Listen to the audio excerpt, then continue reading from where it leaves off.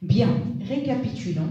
On a dit qu'on ne peut pas parler du droit constitutionnel sans l'existence de l'État.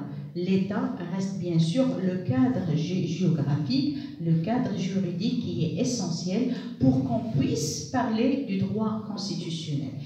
D'abord, comme je vous ai dit, c'est qu'on met toujours le mot qui nous intéresse au milieu et on le cadre et on se pose des questions. Ça veut dire qu'est-ce qu'on peut savoir sur l'État. En général, on commence toujours par définition. Voilà, il y a définition. On peut poser aussi la question sur l'évolution historique. On peut parler aussi sur les formes qui existent de l'État. On peut poser la question aussi sur à partir de quel moment peut-on dire qu'on est devant un État. Ça veut dire naissance. Naissance de l'État. Si on parle de naissance de l'État, il y a sûrement la fin de l'État. Peut-on parler de la fin de l'État? Bien, ce sont quelques éléments, mais en général, dans n'importe quel sujet, on commence toujours par décortiquer le mot. Ça veut dire donner une définition au mot. Par exemple, aujourd'hui, on va chercher quelle est la définition du mot État. Bien sûr, concernant l'État, il y a le mot, il y a son évolution historique, il y a aussi comment on l'utilisait avant et est-ce qu'il y a une évolution dans le sens. Deuxième chose, concernant l'État, on va chercher, concernant l'État, il y a deux choses.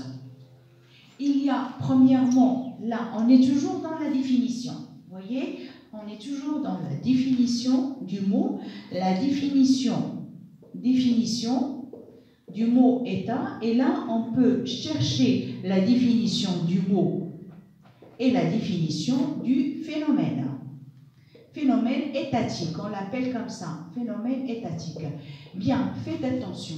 Déjà, quand j'écris le mot État, faites attention, le mot État s'écrit avec un E majuscule, parce que je trouve souvent dans vos copies le mot État, comme ça.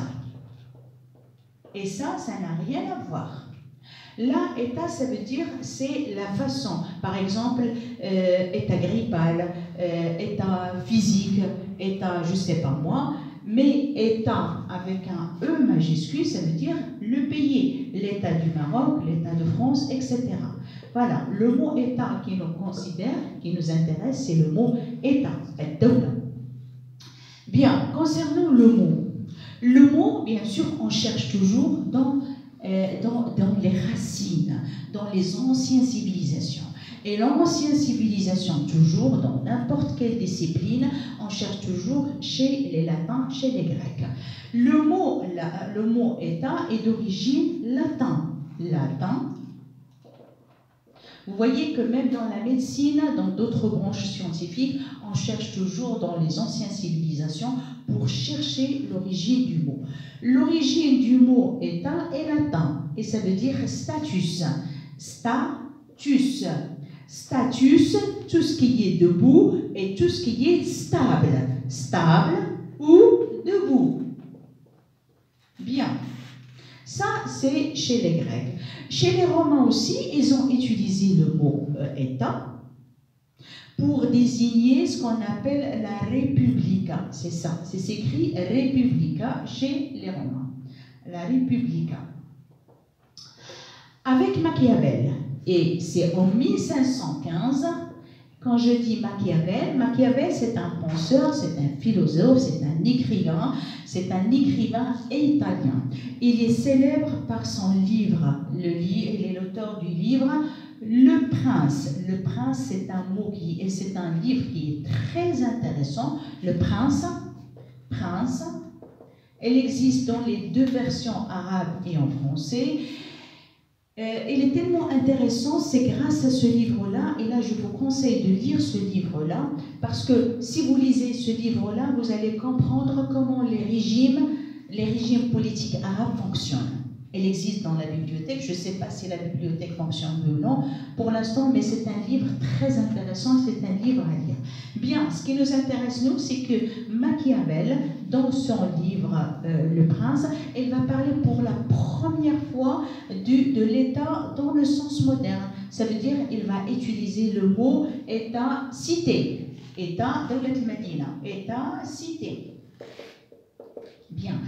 Il a fallu attendre le siècle de la Renaissance pour que le mot État va connaître un développement. Mais le développement total, bien sûr, est connu au XVIIIe siècle. C'est à ce moment-là qu'on va utiliser le mot État dans tous les sens modernes, comme un cadre juridique, comme un phénomène juridique qui est nécessaire pour que les personnes habitent. Bien sûr, c'est avec le XVIIIe siècle qu'on va connaître plusieurs utilisations du mot État.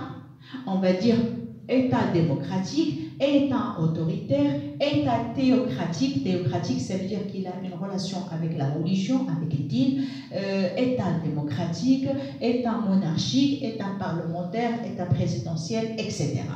Voilà, ça c'est l'origine du mot. J'ai dit le mot. Concernant l'origine du phénomène, parce que aussi l'État c'est un phénomène, on dit phénomène étatique. Bien sûr, pour expliquer le phénomène de l'État, on va faire appel à plusieurs théories.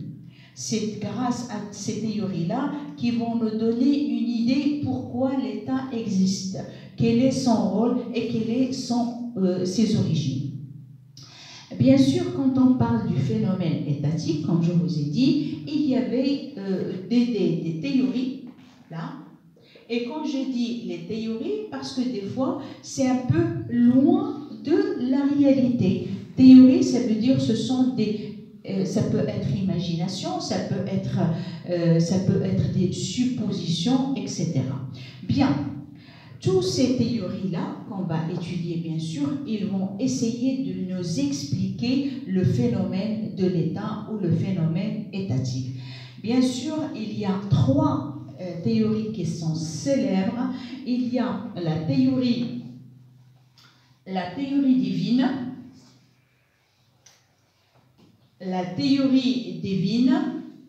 la théorie, bien sûr, on va écrire toujours le mot État, au phénomène étatique.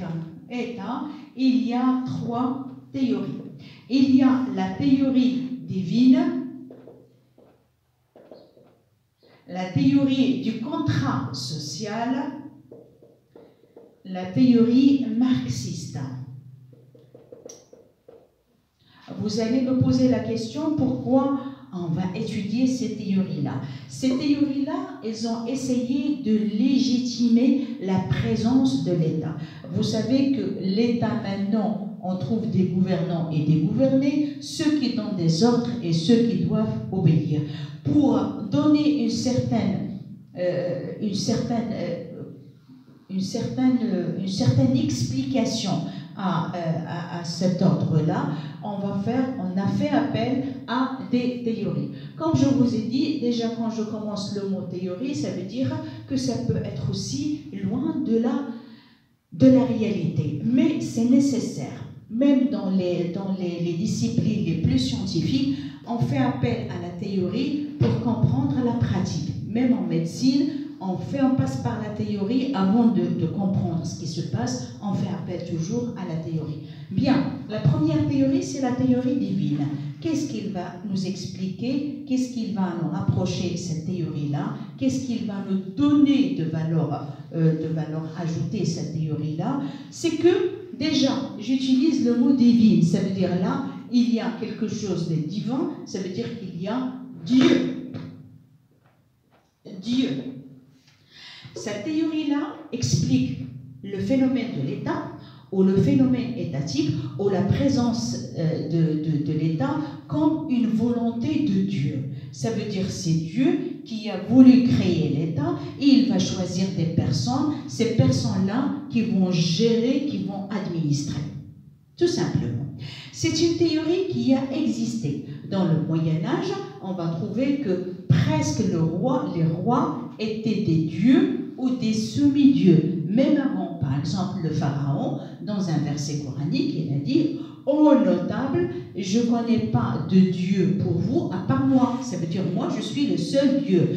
Dans les anciennes civilisations aussi, les rois se considéraient comme des dieux ou des semi-dieux. Automatiquement, quand je sacralise, ça vient du mot sacré, mot muqaddas, sacralise les dieux, ça veut dire que les citoyens doivent obéir à ce roi-là qui était choisi par le Dieu.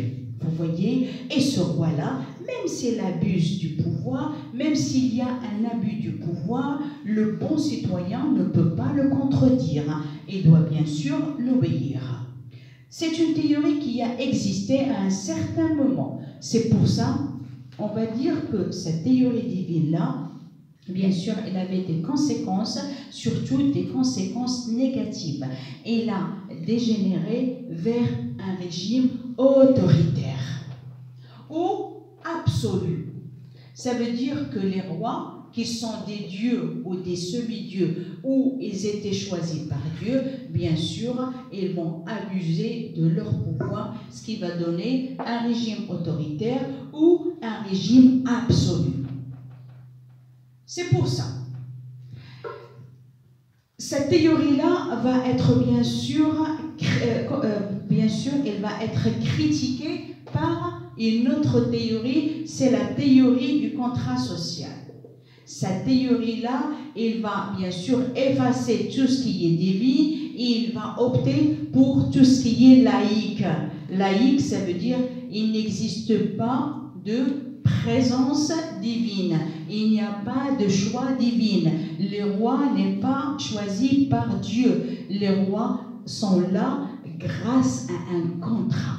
Vous voyez, j'utilise le mot contrat. Et ce contrat-là, c'est un contrat social entre le roi et les individus. La théorie du contrat social, bien sûr, c'est une théorie. C'est une théorie. D'ailleurs, Jean-Jacques Rousseau a commencé son livre du contrat social par « je suppose ». Ça veut dire « je ne suis pas sûr ».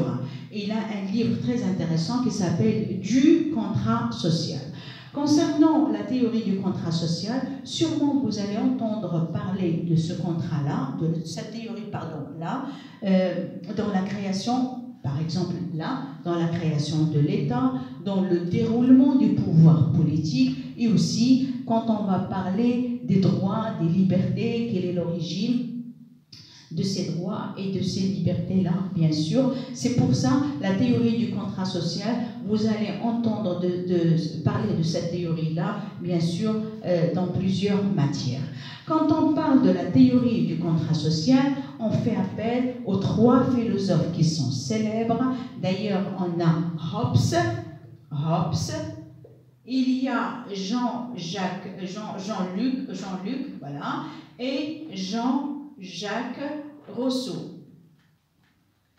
La question qui se pose, comment ces trois philosophes-là vont nous expliquer le phénomène de l'existence de l'État. Pourquoi l'État il est là? Et bien sûr, tous les trois ont critiqué la première théorie divine et ils ont dit que l'État il est là grâce à un contrat, et c'est un contrat social.